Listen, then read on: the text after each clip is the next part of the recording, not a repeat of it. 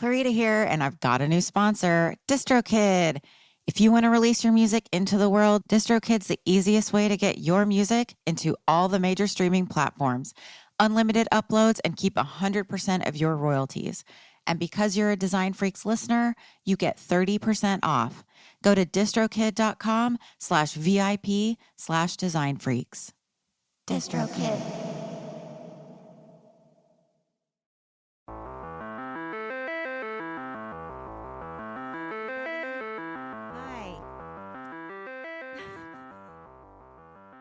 I'm so distracted by the camera.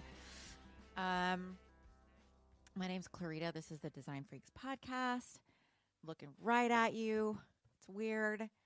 And then I'm looking at myself, which is even weirder. I'm here to talk about music industry, art, and design. It's the Design Freaks podcast, mini episode number 1. Boo, boo, boo.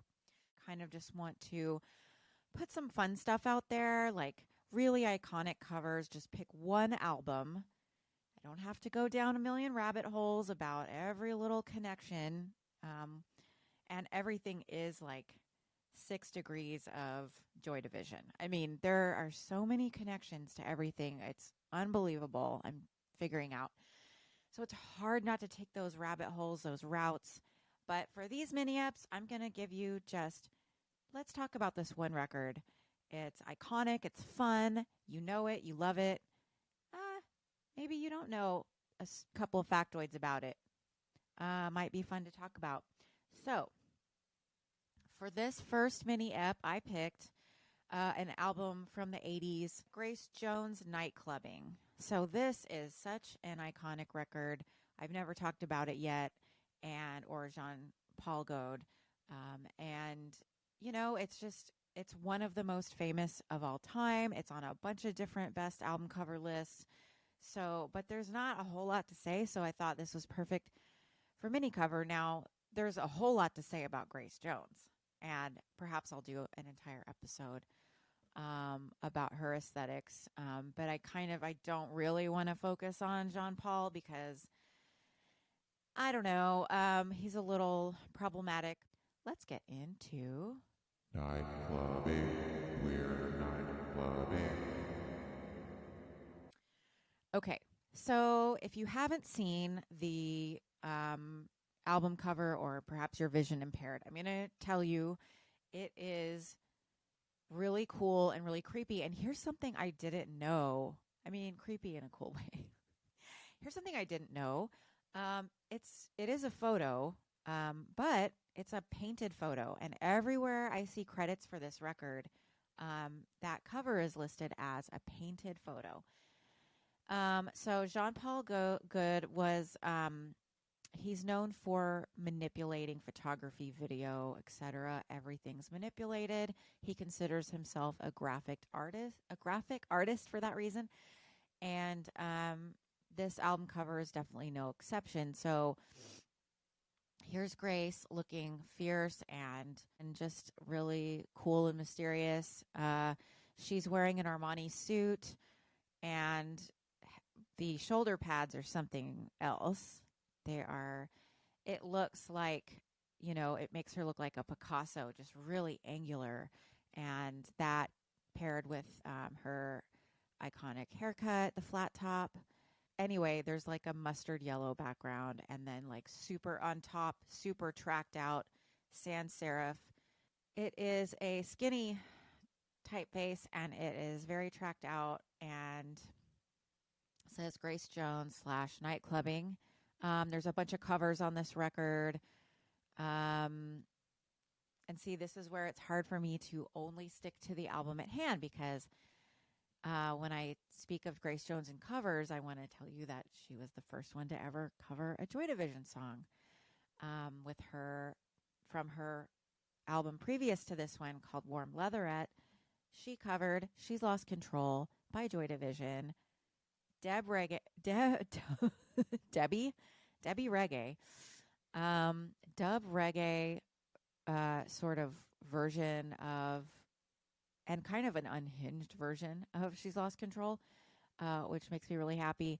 And in fact, that song she recorded Wally and Curtis was still alive. So yeah, maybe I'll explain the album cover. Um, Again, in these mini eps, I can't really go over everything. I'm assuming you know a little bit about Grace Jones, experimental artist and musician. Look her up. She's amazing. She was just on tour recently. I did not go, but I loved all the videos and photos I saw. Absolutely incredible. Um, okay, so let me talk a little bit about the painted photo. So this is a 1981 record. It's a painted photograph titled Blue Black in Black on Brown, created in New York by John Paul. A little bit about the album packaging itself. Apparently, it was concealed in a plain black inner sleeve, no lyrics, no photo on the back cover. Let's see. Yeah, it's just a bunch of the photo itself, bunch of right angles, bare chested, dressed in Armani man's wide shouldered suit, sort of tapered at the waist, so very extreme looking, with an unlit cigarette aiming downward from her lip. Um, I saw in one article it saying it looks like the ultimate smoking advert, but she's not smoking. It's not lit. So someone wrote for Uncut he felt the cover was arresting and wrote the indigo mood, cool gaze, and cigarette suggested Marlene Dietrich, the gender bending, a touch of Bowie. Everyone compared Grace Jones to David Bowie back then. A writer for DIY called it one of the greatest album covers of all time, which I agree with. But he uses the term uh, smoldering noir bisexuality, which I'm not sure how I feel about. But smoldering, yes. I will agree with smoldering. Anyway, also it's been listed as one of the sexiest album covers of all time. And it was on display in Jean Paul's So Far So Good, Goude, get it, exhibition, which focused on the French artist. If you've heard my show before, you know I love a parody.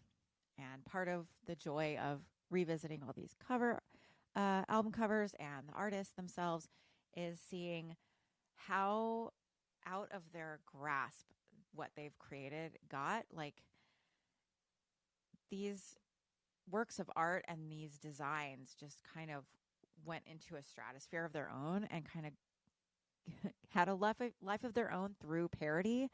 And if you look online, there's so many like Etsy poster prints, framed, like someone did one to look like a Nagel painting. There's all different versions of this, like probably a macaroni version. And the one of my favorites but it's like an actual photo shoot. Tyler, the creator, parodied the photo. I mean, and it looks pretty close. His cigarette is backwards, which is really funny. And the look on his face is priceless. So I will put that up too. I'll put them side by side. But yeah, amazing, iconic Grace Jones. That's a little bit behind Nightclubbing. Uh, you know, that's one of the songs. There's a bunch of covers on it, some originals. Check it out if you haven't. Check out ruinousmedia.com for more music-related podcasts. Thanks for listening.